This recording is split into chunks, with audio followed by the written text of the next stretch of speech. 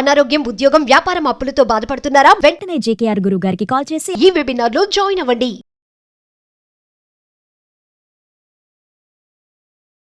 నమస్తే, welcome to Suman TV. నేను మీ ప్రేమ్. ఇవాళ మనతో ఉన్నారు ప్రముఖ జ్యోతిష్యులు, life coach, money coach, law of attraction, Brahmasri doctor JKR గురువు గారు. సార్ అడిగి కొన్ని విషయాలు తెలుసుకుందాం.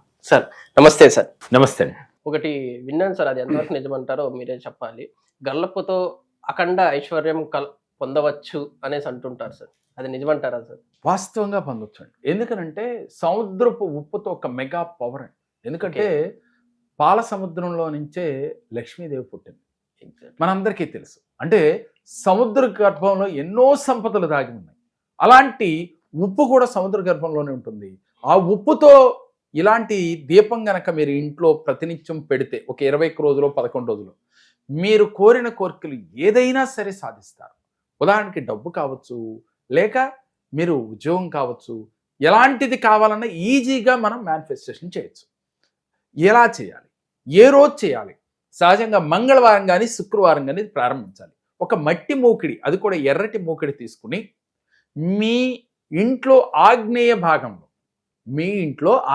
భాగంలో కింద చక్కగా రాగి ప్లేట్ పెట్టి, రాగి ప్లేట్లో గల్లుప్పు, సముద్రపు ఉప్పుని పోసి, ఇప్పుడు వచ్చిన ప్యాకెట్లు కాకుండా మనకి సముద్రం ఉప్పని అమ్ముతూ ఉంటారు, ప్యాకెట్లో కాకుండా మూటల్లో వచ్చి పూర్వం అమ్ముతూ ఉండేవాళ్ళు. ఆ ఉప్పు అయితే ఇంకా పవర్. ఆ ఉప్పు తీసుకుని దాంట్లో పోసి దానిపైన మూకిడి పెట్టి, ఆ మూకిడికి చక్కగా పసుపు రాసి కుంకుమ బొట్లు పెట్టి, దాంట్లో నువ్వుల నూనె కానీ ఆవు నెయ్యి కానీ మీ అవకాశం మీ ఇల్లును బట్టి పోసుకుని అఖండ ఒత్తు వేసి చక్కగా మీరు దీపారాధన చేయాలి. అంటే అఖండ ఒత్తుని వెలిగించాలి.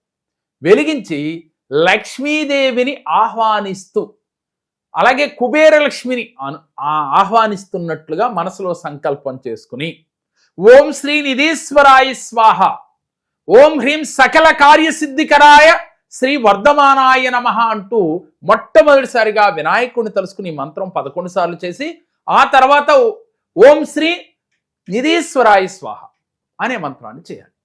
అంటే సాక్షాత్తు కుబేరుడికి ఇచ్చినట్లుగా పరమేశ్వరుని ఒకసారి తలుసుకుని, కుబేరుడికి వరం ఇచ్చినట్లుగా నాకు కూడా అష్టైశ్వర్యాలు కలిగించు తండ్రి, నన్ను కూడా కుబేరుణ్ణి చెయ్యి, అలాగే అష్టలక్ష్ములు నా ఇంట కొలువై ఉండి నాకు అన్ని కోరికలు, అంటే ఆయనలో ఏమున్నాయో, అంటే ఆరోగ్యం కావాలి, ఐశ్వర్యం కావాలి, ఆనందం కావాలి, మీకు ఏ కోరికలు అయితే ఉన్నాయో ఆ కోరికలన్నీ కూడా అష్టలక్ష్ములు మీకు అనుగ్రహాన్ని ఇచ్చినట్లుగా ఫీల్ అయ్యి, అదే ఒత్తుని చూస్తూ, అఖండ ఒత్తి జ్యోతిని చూస్తూ, మనలో ఉన్న 7 చక్రాలలో మణిపురా చక్రం, ఈ మణిపురా చక్రం నాభి అందు ఉంటుందండి, బొడ్డు దగ్గర.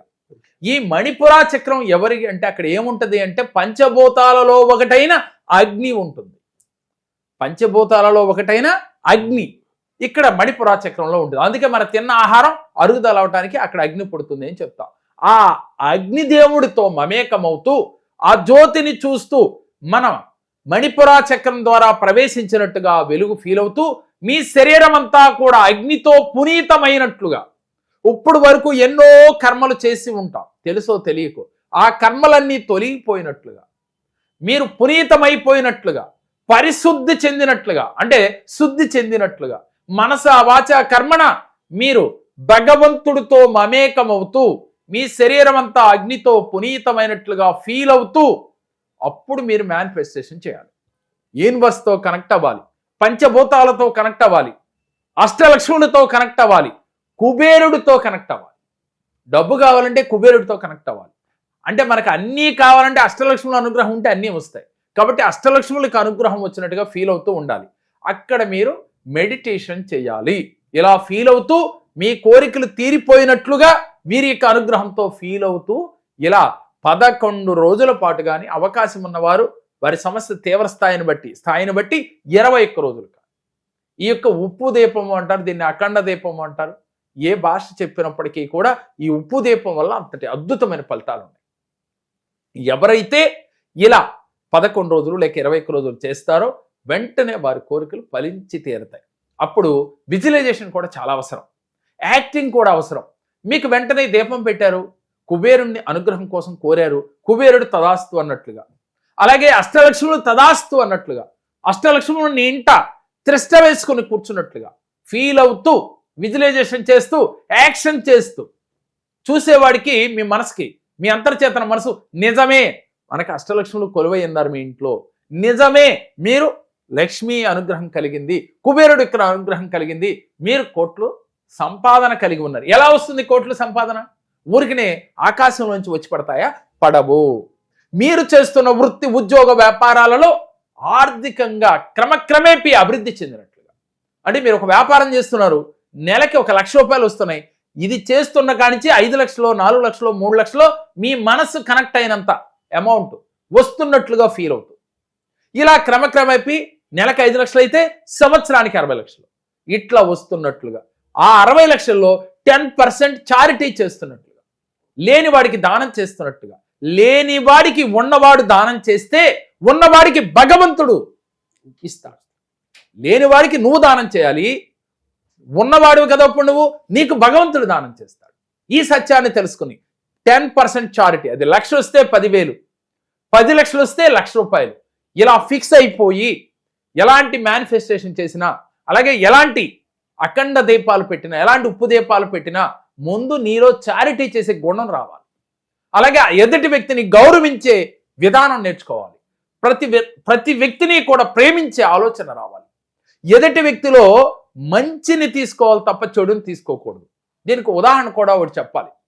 ఏమిటంటే, మనం పాండవులు కౌరవుల్లో దుర్యోధనుని, పాండవుల్లో ధర్మరాజుని గురువు గారు ఒకరోజు కేకేసి మీ రాజ్యంలో ఎంతమంది మంచి వాళ్ళు ఉన్నారో చూసి రమ్మని పంపిస్తారు.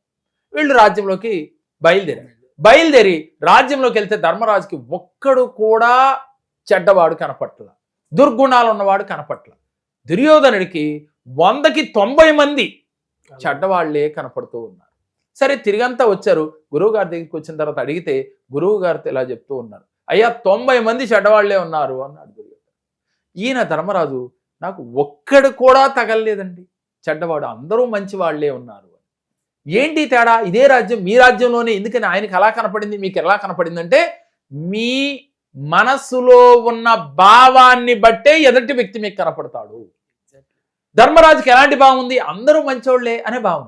దుర్యోధనుడికి అందరూ ఆయనలాగానే ఫీల్ అవుతున్నట్టుగా కనపడ్డారు. అందుకనే ఈర్ష్య, ద్వేషం, కోపం, అసూయ ఉన్న వాడికి ఎప్పుడు లోకమంతా అలాగే కనపడుతుంది. దానికి మన పెద్దలు ఒక మాట అంటారు, పచ్చకాయమలో వచ్చినోడికి లోకమంతా పచ్చగా కనపడింది అని అంటారు.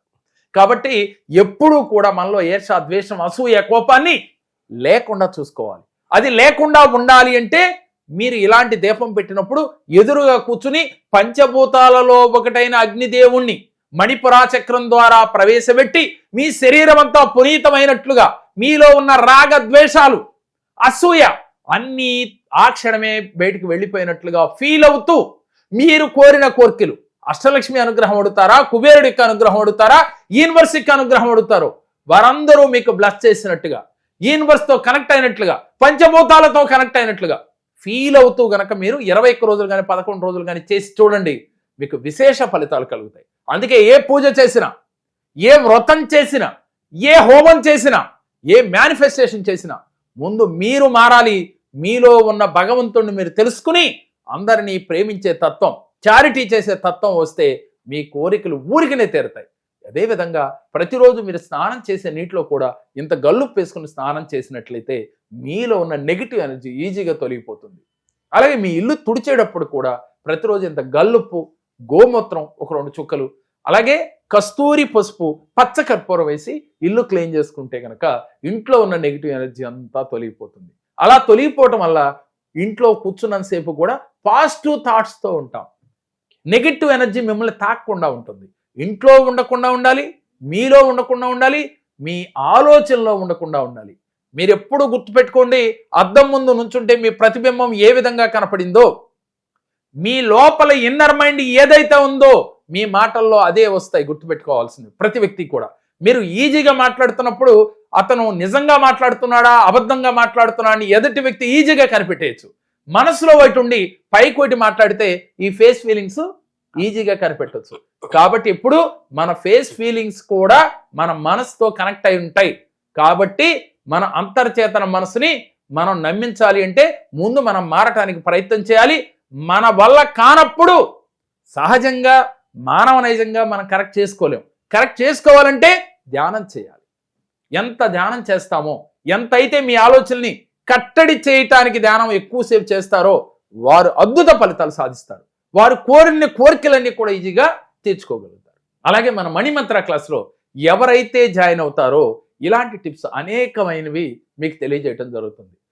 సహజంగా లా ఆఫ్ అట్రాక్షన్ ప్రకారం మేనిఫెస్టేషను, విజువలైజేషను, దీంతో పాటుగా యాక్షన్ ఎలా ఉండాలి, అలాగే ఏంజల్ నెంబర్స్ని ఏ విధంగా మనం వినియోగించుకుంటే జీవితంలో ఈజీగా మనీని ఆకర్షించవచ్చు, అలాగే జీవితంలో ఉన్నత శిఖరాలకి ఎదగాలంటే ఎలా మేనిఫెస్టేషన్ చేయాలి, దీంతో పాటుగా మంత్రాలు, ఎలాంటి మంత్రాలు మనం ప్రతినిత్యం జపిస్తే, చాంటింగ్ చేస్తే జీవితంలో భగవంతుడికి చేరువవ్వగలం, అలాగే మీ కోరికల్ని ఈజీగా సాధించుకోగలం, బంధాలని గట్టిపరుచుకొని బాంధవ్యం ఏర్పరచుకోగలం.